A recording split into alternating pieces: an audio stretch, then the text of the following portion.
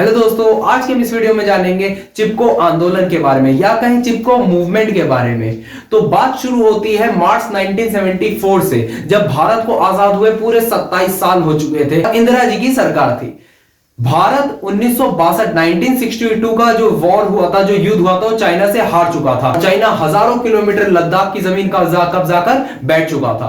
पूरे देश में 1974 के आसपास इमरजेंसी का माहौल चल रहा था और हर व्यापारी नया व्यापार करने की खोज रहा था। कुछ व्यापारी व्यापार कर चुके थे और कुछ नया व्यापार करने की तलाश में थे। तो उत्तराखंड के हिमालय फुटहिल्स मतलब हिमालय पहाड़ों के नीचे का एक इलाका था जो अलकनंदा वैली में आता था। विलेज का नाम था, गांव का नाम था मंडाला, जो कि अलकनंदा घाटी के पास है। तो वहां पर भारत सरकार ने एक कंपनी वाले को, स्पोर्ट्स गुड कंपनी थी, स्पोर्ट्स जो आपका खेलकूद का सामान बनाती है, बैट बॉल वगैरह, उसकी कंपनी के मालिक को वहां पर एक लैंड दे दिया, एक प्लॉट दे दिया कि हाँ भाई तुम यहां पर अपनी फैक्ट्री वगैरह बना सकते हो, ये प्लॉट अब तुम्हारा हो गया। सरकार ने उसे लीज पे दे दिया, ठेके पे दे दिया। तो उस मालिक ने एक दूसरी एजेंसी को ठेका दिया, कॉन्ट्रैक्ट दिया कि हाँ भाई तुम वहां जाओ और वो लैंड खाली कराओ, वो जो प्लॉट था वहां पर खाली करवाओ। खाली इन द सेंस वहां पर जितने पेड़ वगैरह लगे हैं उनको काट डालो और वो प्लेन पूरा, वो जो लैंड था, पूरा प्लॉट था, पूरा समतल करा दो, पूरा प्लेन करा दो। तो दिन का समय था।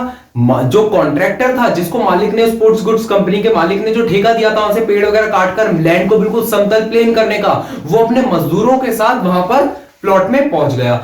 दिन का समय के होने के कारण वहां पर जितने गांव वाले थे, मेनली जितने आदमी लोग थे, जितने मेन पर्सन थे, वो सबके साथ कुछ बाजार जा रखे थे, कुछ खेत खलियान में काम कर रहे थे और कुछ आधे ज्यादा फौज में थे।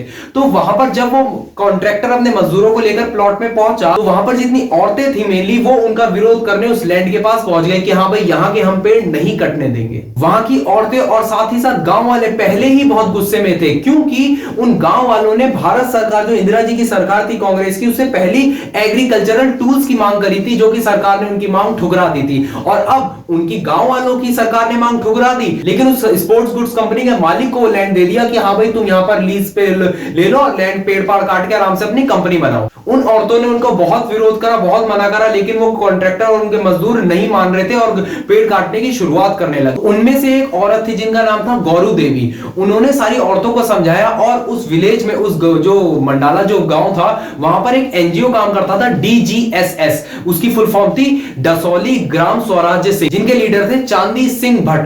वो सारी औरतों को लेकर, गौरू देवी सारी औरतों को लेकर उन चांदी प्रसाद भट्ट के पास, DGSS के पास गई और उन्होंने DGSS के जो प्रमुख थे चांदी प्रसाद भट्ट, वो और गौरू देवी और सारी औरतें उन पेड़ काटने, जब वो पेड़ काट रहे थे उनके पास वापस आई और वहां पर एक गोल सर्कल बना लिया, घेरा बना लिया और पेड़ों के साथ चिपक गई। ऐसे पेड़ों के साथ यूं गले लगा लिया और बोला हर औरत एक एक पेड़ को गले लगा दिया। और चांदी प्रसाद भट्ट वगैरह और भी जितने गांव वाले थे धीरे धीरे सब आते रहे और सबने ऐसे पेड़ों को गले लगा लिया। सबसे पहले गौरू देवी ने पेड़ को गले लगाया, पेड़ को ऐसे करके पकड़ लिया। उसके बाद हर एक वहां पर जितनी औरतें खड़ी थी सबने पेड़ों को ऐसे करके गले लगा लिया। उसके बाद चांदी प्रसाद भट्ट और जितने अन्य गांव वाले थे उन्होंने भी सारे पेड़ों को गले लगा लिया और वहां पर ऐसे करके पेड़ को चिपक कर खड़े हुए कि अब हम पेड़ यहां के नहीं कटने देंगे। ये सब देखकर कॉन्ट्रैक्टर उसके मजदूर घबरा गए और वहां से वापस चले गए। वहां से वापस गए, उन्होंने स्पोर्ट्स गुड्स कंपनी के मालिक को ये कंप्लेन करी, ये बताया कि वहां तो गौरू देवी और औरतें वगैरह इसका विरोध कर रही हैं और पेड़ को गले लगाकर खड़ी हो गई हैं, हमें पेड़ नहीं काटने दे रही हैं। गौरू देवी ने तो यहां तक कह दिया था कि पहले मेरा गला काटो फिर इस पेड़ को काटो। ये सब सुनने के बाद वो मालिक कॉन्ट्रैक्टर मजदूरों के साथ वापस उस साइट पर, उस लैंड जो प्लॉट था जो कांग्रेस सरकार ने उस मालिक को दिया था लीज पे,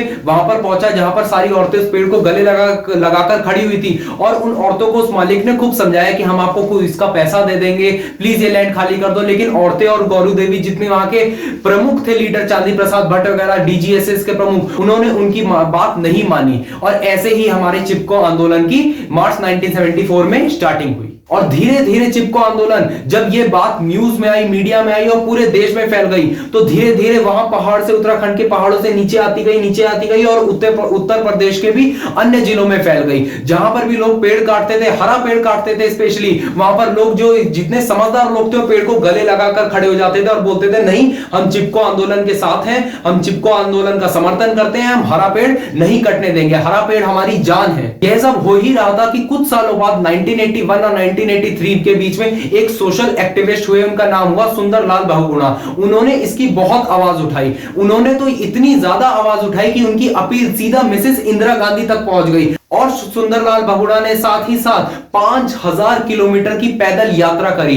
5000 किलोमीटर की पैदल यात्रा उन्होंने 1981 और 1983 सन 1981 से 83 के बीच में जितने हिमालय, उत्तराखंड के हिमालय फुट हिल्स में जितने गांव थे, फुट हिल्स में जैसे पहाड़ होता है उसके आसपास के जितने गांव होते हैं, पहाड़ के नीचे वैली घाटी के आसपास जितने गांव होते हैं, स्पेशली उत्तराखंड जो उस जमाने में उत्तर प्रदेश का जिला हुआ करता था, वहां पर जितने गांव थे 5000 किलोमीटर की सुंदरलाल बहुगुणा ने पैदल यात्रा करी। ये सब सुनकर इंदिरा गांधी जी ने एक बहुत बढ़िया डिसीजन लिया। उन्होंने यह कहा कि अगले 15 साल तक कोई भी हरा पेड़ नहीं काटा जाएगा और अब से अगले नेक्स्ट 15 साल तक हरा पेड़ काटने में टोटली बैन लगा दिया गया। जब सुंदरलाल बहुगुणा 5000 किलोमीटर की पैदल यात्रा कर रहे थे हिमालय फुटहिल्स विलेजेस में, तो उन्होंने एक नारा भी लगाया, इकोलॉजी इज परमानेंट इकोनॉमी। इसका अर्थ है कि जो ये पूरा हमारा इकोसिस्टम है, मेनली हमारा एनवायरनमेंट है, और उसमें भी मेनली हमारे जितने पेड़ पौधे हैं वही हमारी असली संपत्ति है, वही हमारा असली रुपया पैसा धन संपत्ति है। उसके बाद एक पोएट हुए घनश्याम रतोड़ी, वही उत्तराखंड के पैतृक पोएट थे। उन्होंने इसके ऊपर बहुत एक बढ़िया पोएम भी लिखी, embrace the trees and save them from being felled, property of our hills and save them from being looted.